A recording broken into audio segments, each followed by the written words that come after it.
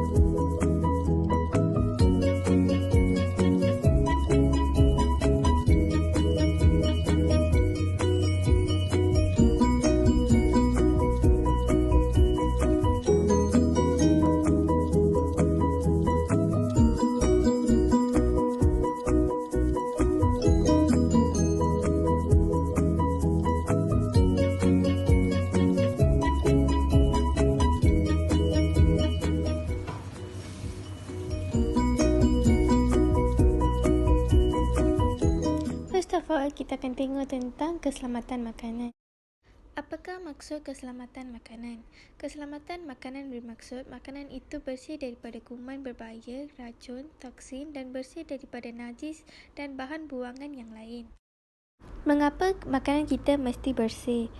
Makanan yang tidak bersih boleh mengandungi bahan-bahan berbahaya atau bakteria yang boleh menyebabkan penyakit bawaan makanan seperti tauan, typhoid, keracunan makanan, penyakit kuning, hepatitis A dan lain-lain.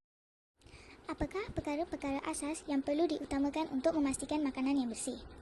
Pertama ialah kebersihan bahan mentah. Kedua, pengendalian makanan yang bersih. Ketiga, kebersihan diri pengendali makanan. Keempat, keperluan kesihatan asas yang mencukupi. Kelima, premis makanan yang mempunyai persekitaran yang bersih. Keenam, reka bentuk premis makanan dan peralatan yang sesuai. Ketujuh ialah penyediaan dan penyimpanan makanan yang betul. Sekarang kita akan tengok tentang keracunan makanan. Apa itu keracunan makanan? Keracunan makanan ialah apa jua penyakit yang disebabkan oleh pengambilan makanan atau minuman yang tercemar. Dilaporkan bahawa terdapat 6,624 kes keracunan makanan pada tahun 2003. Kadar insiden 26.44 per 100,000 penduduk. Apa yang menyebabkan keracunan makanan? So first ialah bakteria dan racun. So bakteria dan racun contohnya macam toksin dia akan dapat mencemarkan makanan. Kedua, bahan kimia seperti racun serangga dan racun lumpai. So bahan-bahan ini juga sangat bahaya. Ketiga, logam berat seperti tembaga, raksa dan lambung. So bahan-bahan ini juga akan menyebabkan keracunan makanan. Dan terakhir, tumbuhan dan hasil laut yang beracun seperti kulat, cendawan dan hasilan laut bercengkeram seperti kekerang. So bahan-bahan ini semua sangat bahaya untuk makanan dan boleh menyebabkan keracunan makanan. Apakah tanda dan gejala keracunan makanan? Tanda dan gejala keracunan makanan bergantung kepada keracunan tersebut, kuantiti jumlah bakteria, virus atau ejen penyebab toksin yang telah dimakan, umur seseorang, sistem ketahanan badan seseorang. Apakah tanda dan gejala keracunan makanan? Pesakit itu mungkin akan mengalami rasa loya, cirit-birit, muntah, sakit perut, berpeluh atau demam dan sakit kepala. Apakah kesan komplikasi daripada keracunan makanan? Keracunan makanan boleh mengakibat kematian jika tidak mendapat rawatan awal. Ia juga boleh mengakibat kecacatan seperti lumpuh atau sakit sendi yang berpanjangan. Apakah yang menyebabkan terjadinya keracunan makanan?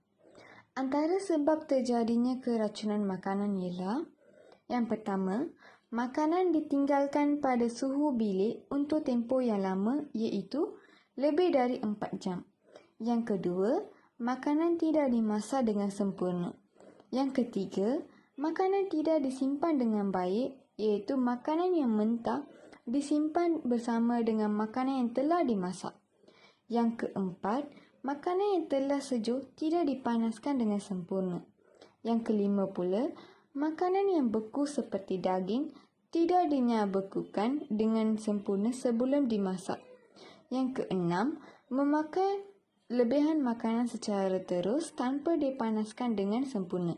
Yang ketujuh, kaedah penyediaan makanan yang tidak bersih. Yang terakhir pula, makanan tersebut disediakan oleh orang yang menghidapi atau pembawa penyakit yang disebabkan melalui makanan seperti typhoid dan taun. Bagaimana untuk mengelakkan keracunan makanan? Pertama ialah sentiasa menjaga kebersihan, basuh tangan dengan betul sebelum menyentuh makanan, basuh tangan selepas keluar dari tandas, basuh dengan bersih permukaan tempat makanan atau penyediaan makanan dan peralatan yang digunakan untuk menyediakan makanan. Pastikan kawasan dapur bebas dari serangga dan haiwan seperti tikus dan haiwan-haiwan yang lain. Sentiasa pisahkan makanan mentah dari yang telah dimasak. Asingkan daging ayam dan makanan laut yang mentah dari yang telah dimasak. Bagaimana untuk mengelakkan keracunan makanan? Cara-cara untuk mengelakkan keracunan makanan ialah: yang pertama, gunakan peralatan seperti pisau dan papan pemotong yang berbeza untuk penyediaan makanan yang belum dimasak. Yang kedua, simpan makanan yang telah dimasak dan yang mentah di dalam bekas yang berbeza untuk mengelakkan dari pencemaran silap. Yang ketiga, sentiasa masak dengan sempurna. Yang keempat, masak dengan sempurna, terutama sekali daging, ayam, telur dan makanan laut. Yang kelima, panaskan makanan atau lebihan makanan dengan sempurna. Yang keenam, sentiasa simpan makanan pada suhu yang betul. Yang terakhir, jangan tinggalkan makanan pada suhu bilik lebih dari 4 jam. Bagaimana untuk mengelakkan keracunan makanan? Cara-cara untuk mengelakkan keracunan makanan yang pertama ialah simpan semua makanan yang telah dimasak dan yang mudah basi di dalam peti sejuk. Sentiasa gunakan air dan bahan mentah yang bersih. Minum hanya air yang telah dimasak atau air minuman yang dibotolkan atau berbungkus. Yang keempat ialah pilih makanan yang segar dan berkhasiat. Basuh buah-buahan dan sayur-sayuran dengan sempurna jika dimasak mentah, ulam atau salad. Yang keenam ialah sentiasa pilih kedai makan yang bersih jika makan di luar. Akhirnya, hindari dari gerai atau kedai makan yang kotor. Apa yang perlu kita lakukan jika mengalami keracunan makanan? Yang pertama, segera ke klinik atau hospital untuk mendapatkan rawatan. Kedua, simpan makanan yang disyaki untuk siasatan oleh pegawai kesihatan. Contohnya jika kita pergi ke restoran dan kita mendapat keracunan makanan, so kita kena memastikan kita beri makanan tersebut untuk siasatan. Ketiga, pastikan tiada orang lain makan makanan tersebut. So yang ini berkaitan dengan sebelum ni. Yang terakhir, maklumkan dengan segera pejabat kesihatan daerah yang terdekat.